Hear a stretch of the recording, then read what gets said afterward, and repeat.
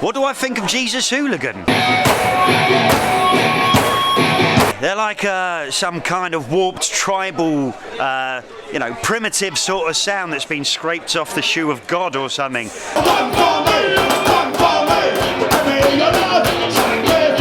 Jesus Hooligan, primal, something that grabs you, a throwback to the early days of music when people were around campfires, and it's like a human tradition that we really shouldn't let die. And it's noisy and fun counts for a lot, man. They're all balmy, but they're all kind of balmy together, and I like it, and getting people involved. It's kind of what music should be about.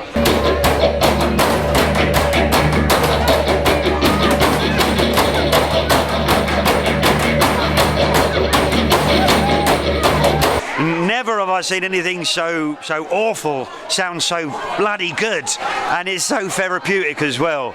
Love them. Brilliant stuff.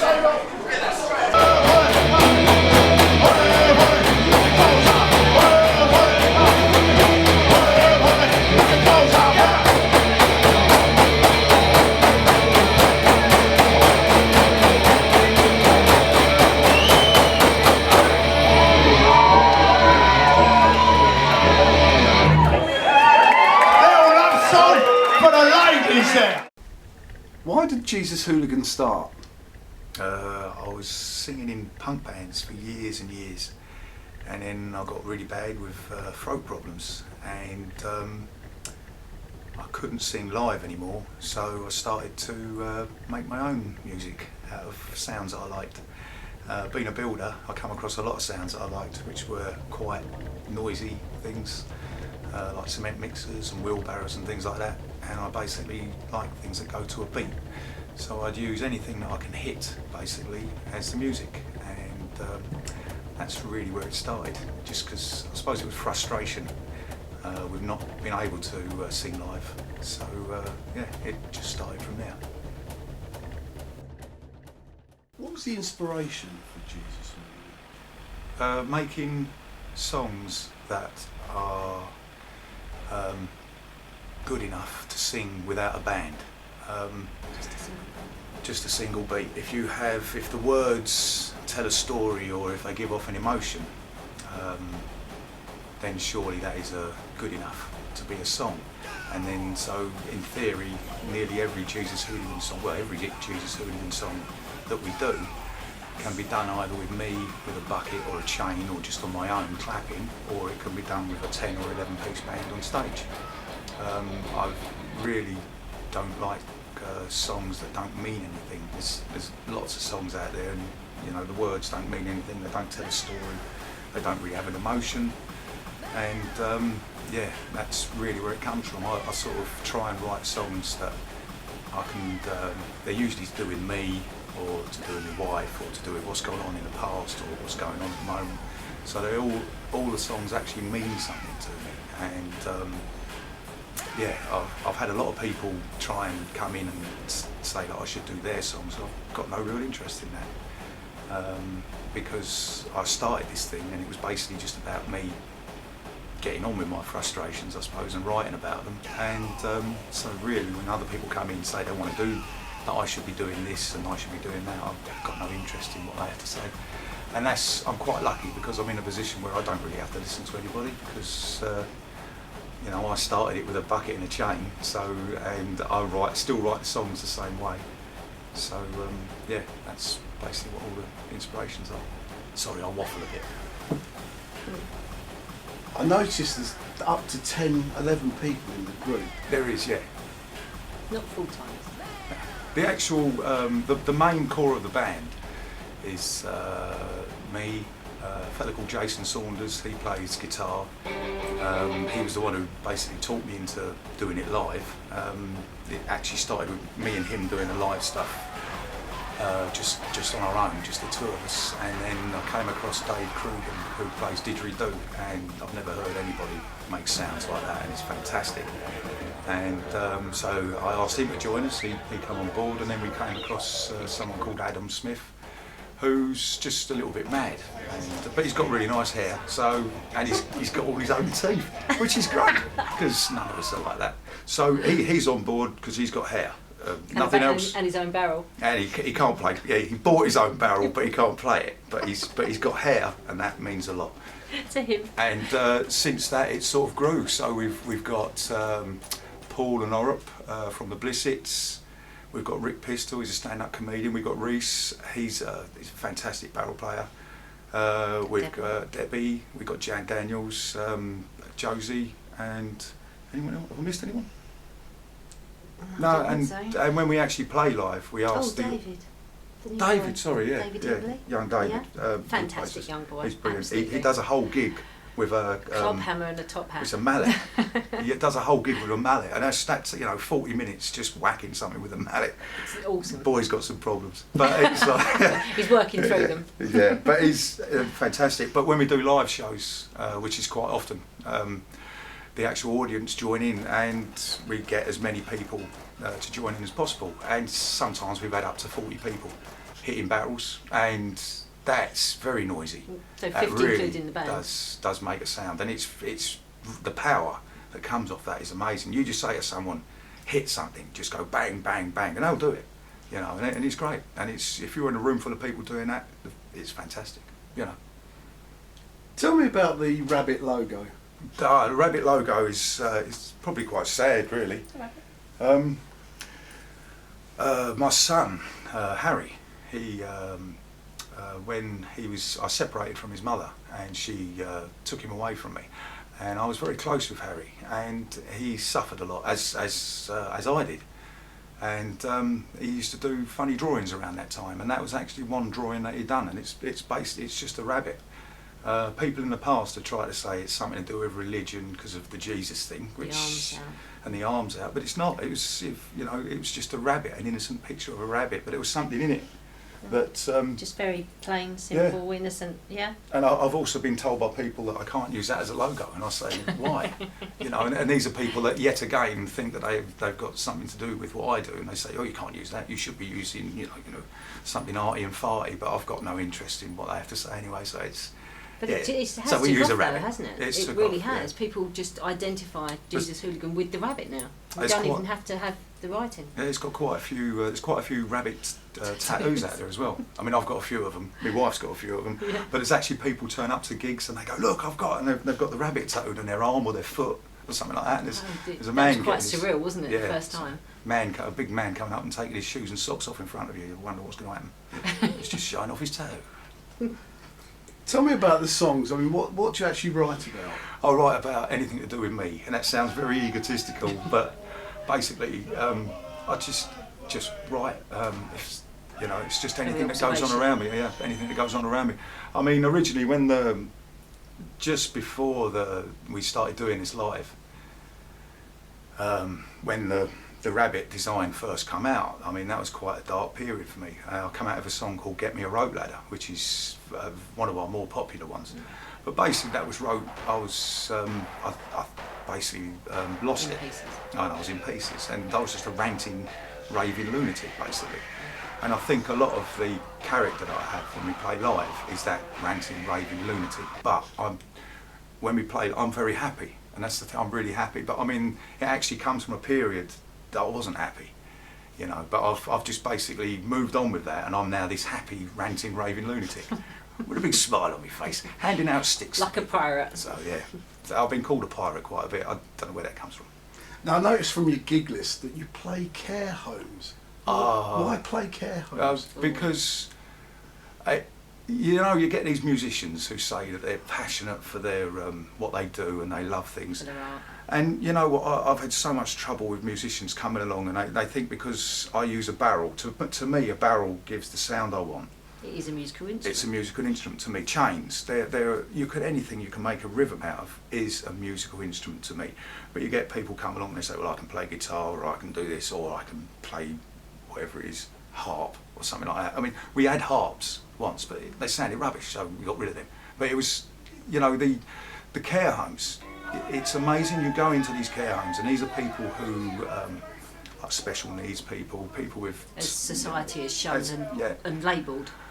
And to me, they're fantastic because you can, if you walk into a care home, set up 4 barrels, hand out sticks to all the patients or all the people that are in there, they go mad.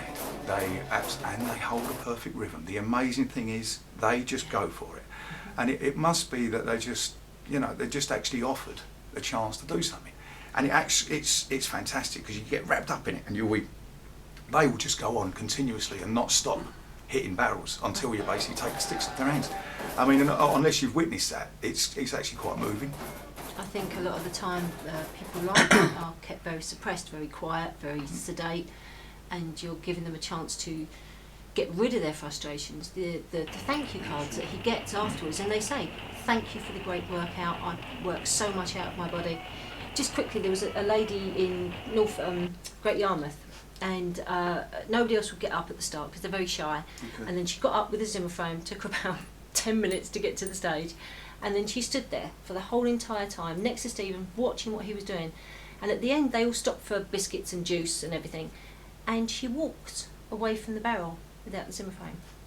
And there was a chap that couldn't even hold the cup. They had to give him a drink, but they gave him a stick, wasn't it? That was in Chesson. Yeah. And they said he hadn't actually held anything for years, and yet he did about 20 minutes, and he was so exhilarated, wasn't he? And you look at that and you think it's giving something back, because nobody else seems to care or do things like that, do they? They have knitting. They don't get it, yeah. People say what you say, why do you do care homes? It's great. It's brilliant, it's fantastic. Absolutely. I mean, we really wish we could do more, So, you know, if you should try it one day, get yourself a barrel, walk into a care home with a stick and just say, see what happens. I bet you'll get mobbed. It's great. Oh, it's fantastic. Yeah. Tell me about the drum circle. Drum circle's brilliant. That's the newer thing that we're doing at the moment. It's basically we go into clubs with we'll set up about 7 or 8 barrels all around the club, cement mixers, buckets, things like that. Hand out sticks to everybody, and they become the band. And we'll do, you know, we'll go on for about an hour. So basically, you just say follow this beat, and they'll follow it. And it's fantastic. Some of the sounds they come out with, and the wonderful thing is it's sort of like you're giving people who want to.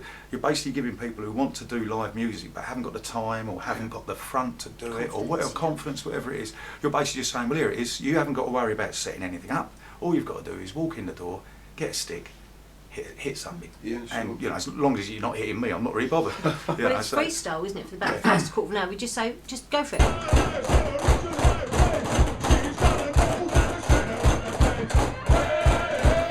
Go mad, don't they? For that first 15, they're like loonies, absolutely just stick-wielding lunatics. But it's great. It's absolutely fantastic. Really, I mean, my wife will tell you, I actually play until I collapse.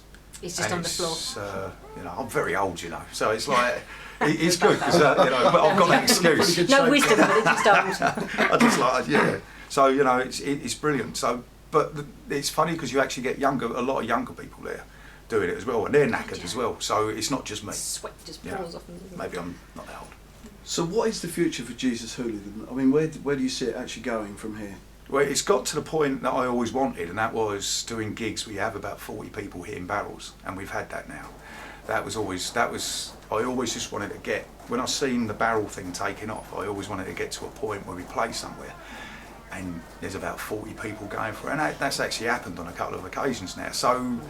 But the thing is, as long as I'm breathing, I'll still be doing it. So even if I get so old, I'll still be writing songs anyway. So it'll always. Maybe you can do every other beat. Yeah, Let Adam with the hair do it. Yeah, yeah. He's only a young pup, isn't he? Yeah, so he might not have any teeth. So it's like that. Right. Well, I'm a big Facebook user myself. Now I've heard that you are promoting Facebook breakfasts. Yes. My dear wife makes me long suffering. Yeah, she makes me. She looks after me basically, and she makes sure that I'm well fed. What is Vein? Vein is it's Jesus Hooligan songs done without the barrels. So what we get, it's more acoustic. Yeah, it's very acoustic. We have the didge is very low key, but it's still there, very powerful. Jason plays more on the acoustic side of guitars, and it sounds fantastic.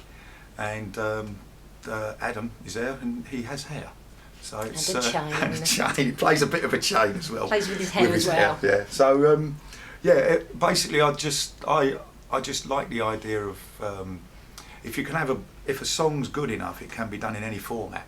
And what we managed to do all the Jesus Hooligan songs, very fast, very loud, very noisy. But with Vane, we can do the Jesus Hooligan songs very slow, but they actually sometimes come across more powerful because you hear the words more. You don't you, hear the words, and I actually get a bit more emotional as well when I'm singing them. I get quite angry and things like that. So it's Get to play in better places. better places, as much nicer, posher places. Yes. And as Jason, our guitarist, says, we get to play in places that have locks on the toilet door. So it's Nice. always a nice thing. Maybe even a heated toilet seat, which is very nice. No. But yeah, it's basically just songs. It's Jesus Hooligan songs done very slowly, and they're very good. I really enjoy it. I mean, it's And you great. often just play either the Brand or the chains, don't you? Yeah. So would there be an occasion where you might play a complete Vane set, Oh yeah. Oh, we have done. We've like done a gig.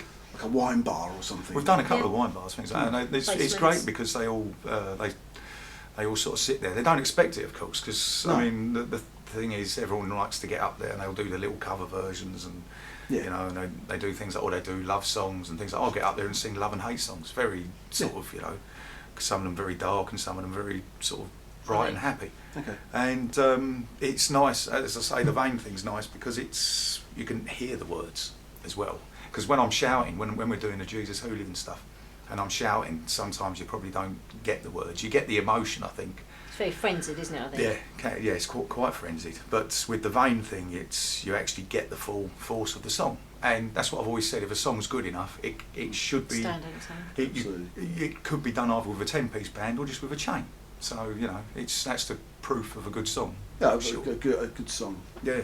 Or maybe I'm just mad. I don't know. Played acoustically, it should sound as good. Exactly. Well, there were some places, for instance in Camden, wasn't there, where you couldn't have drums, you couldn't have guitars, so of course we couldn't take the barrels. Okay. So Vane really became as an offshoot of that, didn't it? So we Yeah. could play in these places. Yeah. It's nice. Now I play in a group myself. There's 4 of us in my group. Okay. Now you've got at least 10, Yeah. maybe 11. Yeah. How do you actually manage to get all of those people in the same place at the same time, at rehearsals? Great difficulty sometimes. Keep them happy. You know, band politics and all that. How does that work? Band politics don't come into it. Okay. They do as they're told. No, it's not just that. It's how do I put this? I've been in bands all my life, and you have, like yourself, the problem with band politics is you'll have one person who wants to assert their authority, and in doing that, Yeah, they'll sure. try and destroy the band. Yeah, sure. I've played in bands where you've rehearsed for a year, say, and you've been gigging for a year, and then you get to a certain point when you're doing, say, the biggest gig that you've ever going to do. Yes. And 15 minutes before you go on stage, the guitarist turns around and goes, "No, They I'm not all going become to divas. do it." And it's like, "Why not?" And I go, "Well, I don't like the songs." And it's like, "You've been doing them for a year, and we've got to a point where it's a really good gig, and you're." Yeah. And then they decide to throw a hissy fit, and I don't accept that. I basically started this, as I say, with a bucket and a chain. If somebody wants to throw their weight around, I've got no time for it. And that's So moving away from the band politics, how does it work? As in, everyone gets to a gig on time and rehearsals. It's very simple. What it is, there's only really the main core is the 4 of us. And they're very good. They are very good. I've got total respect for all of them, because Jason is actually one of the best guitarists I've ever come across, because what he does, he's the guitarist. He actually doesn't follow what I sing. But he makes all his guitaring sounds work around me. Dave actually he's better than 10 bass players. He has more power. You know, the actual sounds he comes out with, and Adam's just got hair. So it's like And his own tea. yeah, it's good. And what we do is we've actually built up as we've kept gigging, things like that. We've built up. We come across people who love the idea of hitting barrels. We've asked them to join us. They join us.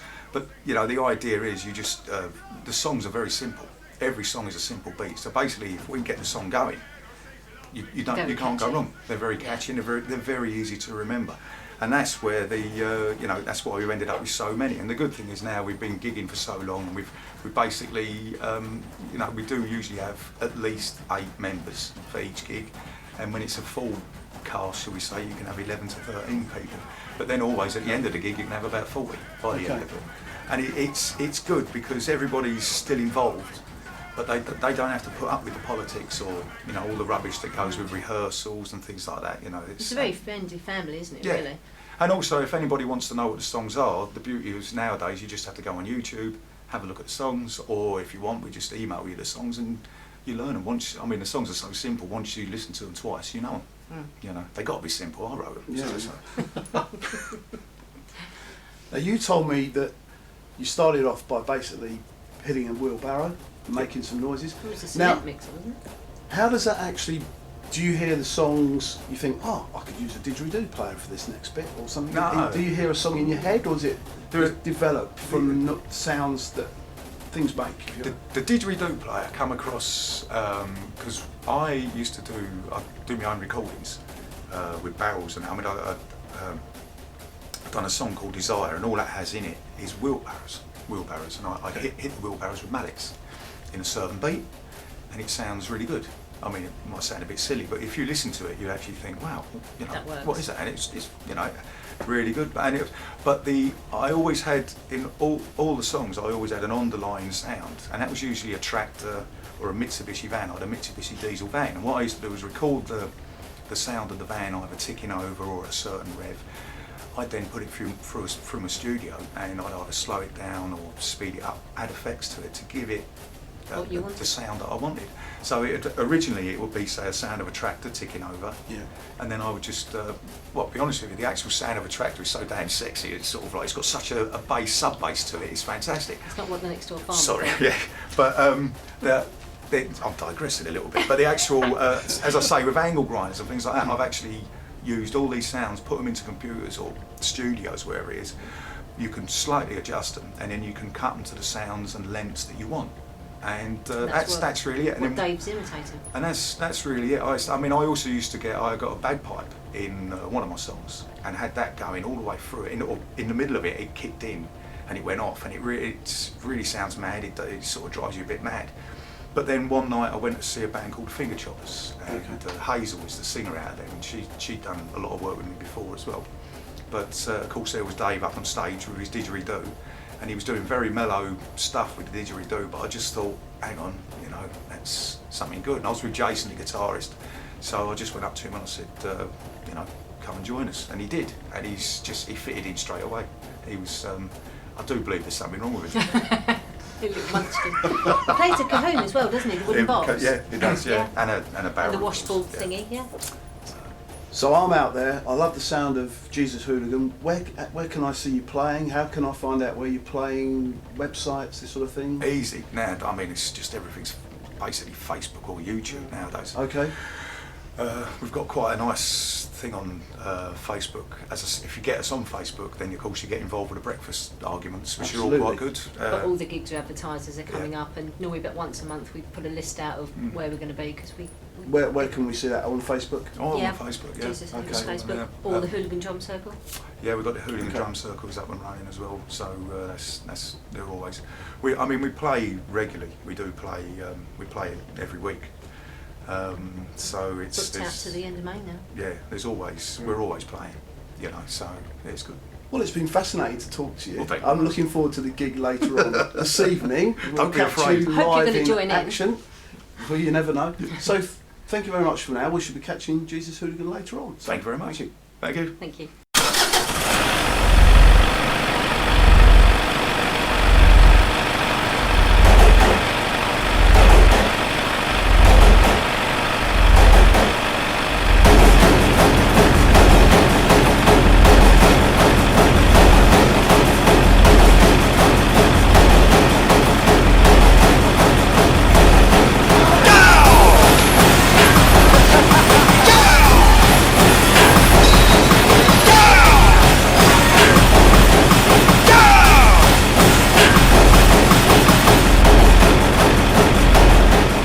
Right, here we are. We've got the Jesus Hooligan guys ready for action. Steve, now we spoke to you earlier. Let's have a quick run through of the band. Who have we got here tonight? Dave Croughan, he's on didge. Jason Sanders, he plays guitar. Oren, he's the main drummer. Okay. This is Adam. He's got long hair. And here's Reese.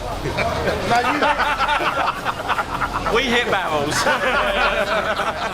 Now you mentioned earlier that Adam was actually in band because he's actually got long hair. He's the only one with hair in the band. And his own teeth. I've seen the guys set up. It's must have one of the most unusual setups ever I've ever seen in a band. We've got big oil drums, we've got chains, we've got gas masks, we've got everything. Guys, what's it like playing in this band? Amazing. Yeah. Noisy. I mean, I can't wait myself. I mean, it's exciting just looking at it before you've even started. So. It's the most fun you can have with your clothes on. You can't say fairer than that. So anyway, the gig's gonna be starting soon. The place is filling out, so let's get in there, let's rock.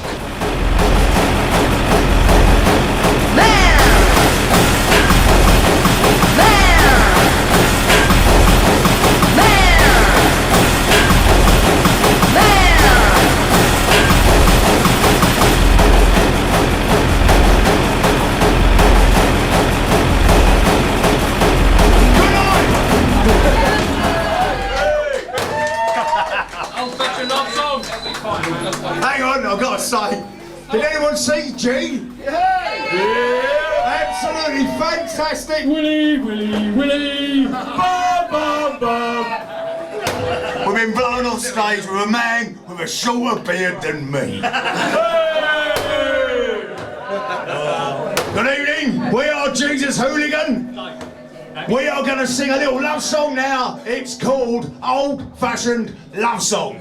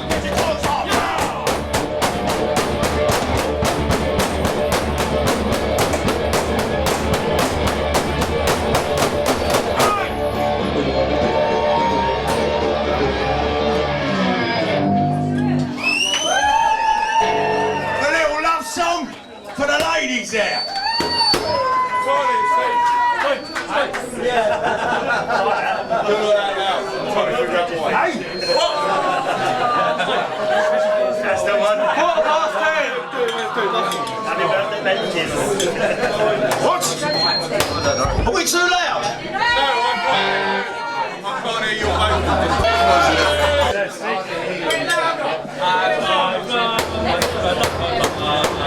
vocal. Here's a little love song for every single woman in the world. I ain't using that thing.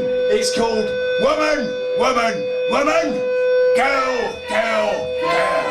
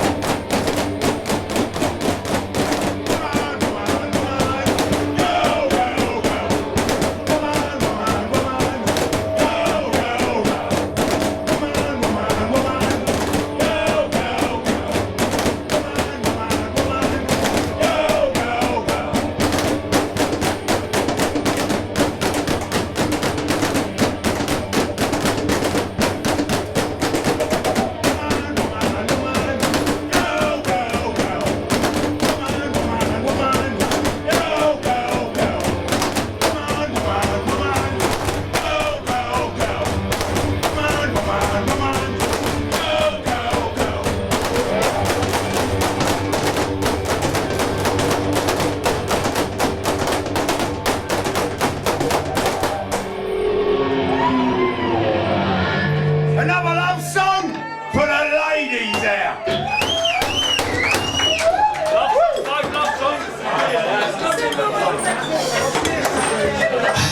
Here's a little song called Love Song. But first, I would like to announce it's Dave's mum. Dave's mum's here. And we all have...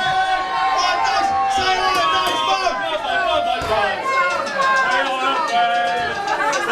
It's also Dave's mum's birthday.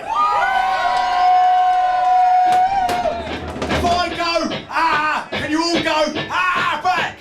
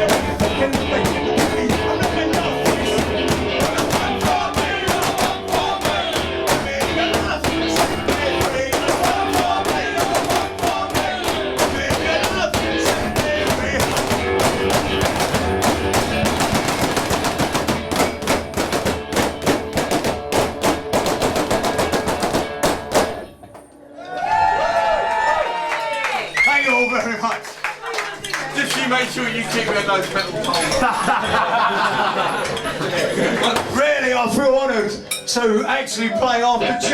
He was fantastic. I don't know where he is. He's probably having sex with a groupie as we speak. And he didn't invite me. There he is over the back. There he is. No, there he is over there.